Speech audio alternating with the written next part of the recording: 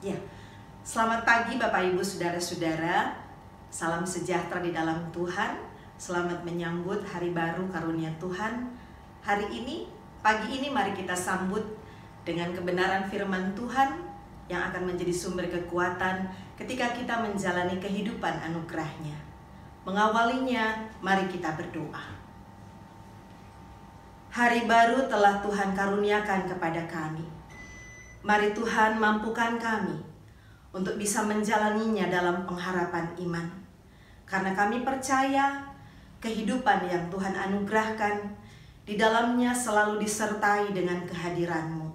Karenanya apapun yang kami jumpai sepanjang hari ini, kami percaya Tuhan akan menuntun kami. Secara khusus ketika pagi ini, Engkau memberikan kami kesempatan untuk membaca dan merenungkan firman-Mu. Kami percaya di dalamnya ada kekuatan Tuhan yang akan membuat kami menjadi pribadi-pribadi yang berhikmat dalam menggumuli persoalan hidup, secara khusus satu hari yang Tuhan anugerahkan kepada kami.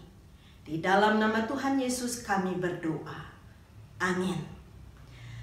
Mari kita sama-sama memperhatikan bagian firman Tuhan yang pagi ini akan kita renungkan, yaitu dari 1 Samuel pada pasalnya yang kedua, 1 Samuel pasal 2 ayatnya yang ke-34, demikian kesaksiannya. Inilah yang akan menjadi tanda bagimu, yakni apa yang akan terjadi kepada kedua anakmu itu, Hofni dan Pinehas, pada hari yang sama keduanya akan mati.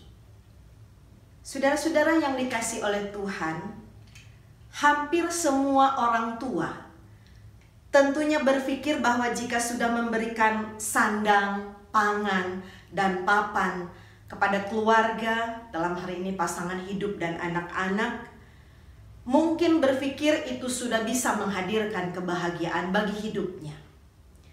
Namun apa jadinya jika kerja keras kita sebagai orang tua justru tidak dihargai oleh keluarga, khususnya oleh anak-anak? Tentunya ada rasa marah, ada rasa kecewa, bahkan mungkin ada rasa malu oleh karena penilaian orang-orang di sekeliling kita. Nah, saudara-saudara yang dikasihi oleh Tuhan, bagian firman Tuhan hari ini mengajarkan kita, dan tentunya kisah ini bukanlah kisah yang asing dalam kekristenan. Khususnya ketika kita menggumuli pergumulan-pergumulan yang ada dalam rumah tangga kita masing-masing. Kita masih ingat tentunya perjalanan Eli sebagai seorang imam yang tentunya sangat dihargai oleh orang banyak. Namun ternyata dalam sejarah hidupnya, dalam kekeluargaannya, ia tidak dihargai oleh anak-anaknya sendiri, dalam hal ini Hofni dan Pinehas. Bahkan kalau kita mundur ke ayat-ayat sebelumnya, saat kedua anaknya ini sudah turut dalam aktivitas pekerjaan di rumah Tuhan di bait Allah, ya, sekalipun mereka sudah terlibat dalam pekerjaan yang juga digumuli oleh ayahnya di bait Allah, tetapi mereka tidak menjaga nama baik, menghargai posisi Eli sebagai seorang imam. Ya, kita masih mengingat kisahnya, justru Hofni dan Pinehas ini justru dalam kesehariannya mereka memanfaatkan posisi bapaknya, posisi Eli sebagai seorang imam. Mereka memanfaatkan dengan kesenangan-kesenangan mereka, termasuk ada kisah ketika mereka memperlakukan orang-orang di sekitar tentang hal makanan untuk menjadi bagian bagi mereka masing-masing. Dengan kata lain, anak-anak Eli ini mencoba hanya untuk menikmati keuntungan dari posisi atau jabatan Eli sebagai seorang imam di bait Allah. Apa yang dilakukan anak-anaknya sudah jadi buah bibir, sudah menjadi konsumsi banyak orang, ya, diceritai di mana-mana. Dan itu terungkap pada ayat 12 dan 13. Di mana tentu saja dalam pandangan orang waktu itu Eli sangat disoroti karena kelakuan anak-anaknya. Nah, Bapak Ibu saudara-saudara yang dikasihi oleh Tuhan, apa yang kita sikapi dari kehidupan Eli? Kita melihat sisi yang lainnya lagi ketika orang-orang di sekitar memberikan teguran kepada Eli, memberikan peringatan kepada Eli atas ulah kejahatan anak-anaknya. Maka apa yang dipilih sikap oleh Eli? Eli ternyata memilih sikap yang lembek. Dalam hal ini Eli tidak tegas, ya. Eli selalu toleransi terhadap kejahatan-kejahatan yang dilakukan oleh anak-anaknya. Dan sepertinya ini mirip dengan karakter orang tua pada umumnya zaman sekarang. Ya. Terkadang masih ada orang-orang tua ketika mendengar anak-anaknya ditegur oleh tetangga, oleh sesamanya. Terkadang kita sebagai orang tua, daripada tegas menegur anak-anak, terkadang keluar beberapa kalimat. Biar nih deh, namanya juga masih anak-anak. Atau ada orang tua yang mengatakan, namanya juga anak-anak, mau di apa? Ya. Bahkan juga ada orang tua yang sama sekali tidak mau direpotkan dengan masalah kenakalan anak-anak.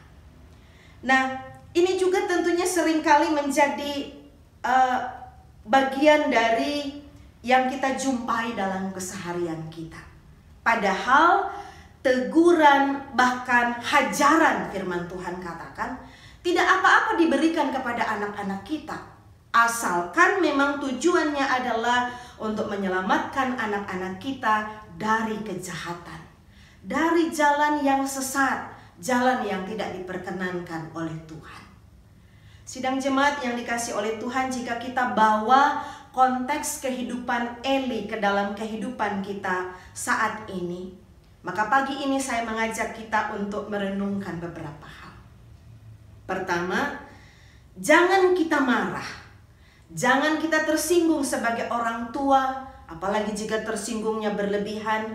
Jika ada orang yang menegur, jika ada orang yang mengingatkan kesalahan anak-anak kita, karena tentunya itu juga adalah cara Tuhan yang Tuhan pakai untuk menolong Bapak Ibu, saudara-saudara dan saya untuk bisa memberikan pendampingan yang benar terhadap anak-anak kita.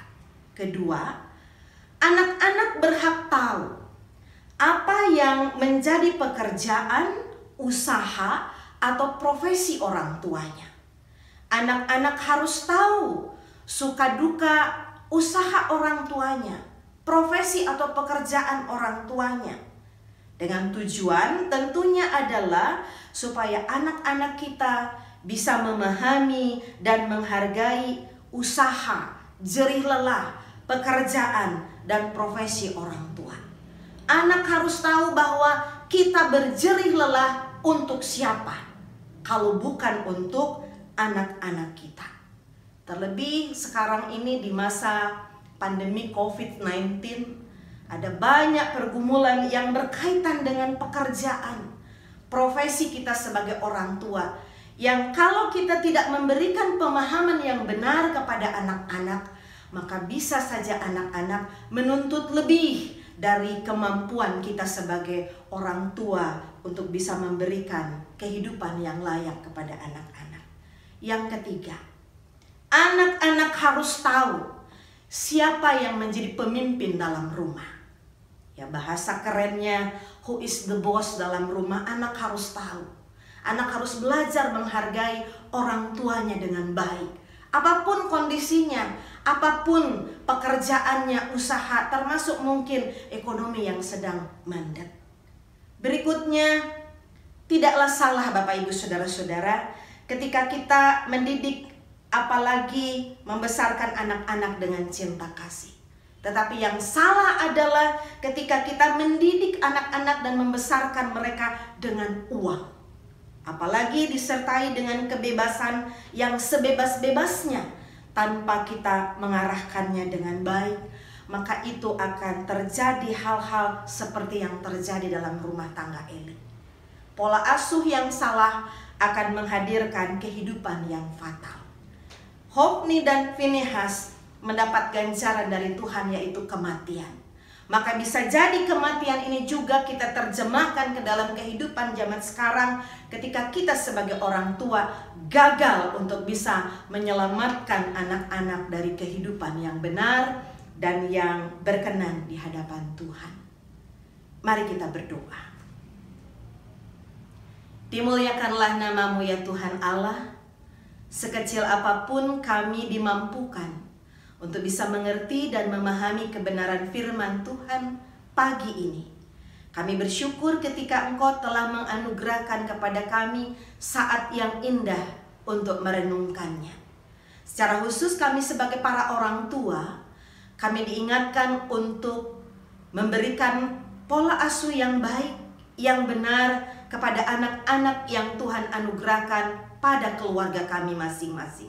Dan kami sebagai anak-anak, ajarkan kami untuk bisa memiliki rasa hormat, bangga, dan patuh, menghargai profesi dan pekerjaan orang tua kekasih kami. Karena melalui kehidupan itu jugalah Tuhan menghadirkan sukacita dalam keluarga kami masing-masing. Masa pandemi COVID-19 tidak akan menyurutkan kesatuan kami sebagai satu keluarga. Karena tentunya ketika di dalam keluarga kami ada kasih dan pengharapan yang terarah kepada Tuhan, maka pergumulan apapun akan dapat kami lalui dengan baik. Di dalam nama Tuhan Yesus, sumber pengharapan hidup kami, yang akan memampukan kami memiliki kekuatan untuk bisa melalui kehidupan hari ini yang Tuhan karuniakan, kami berdoa kepada Allah Bapa di sorga. Amin. Selamat pagi, Tuhan memberkati, selamat beraktivitas.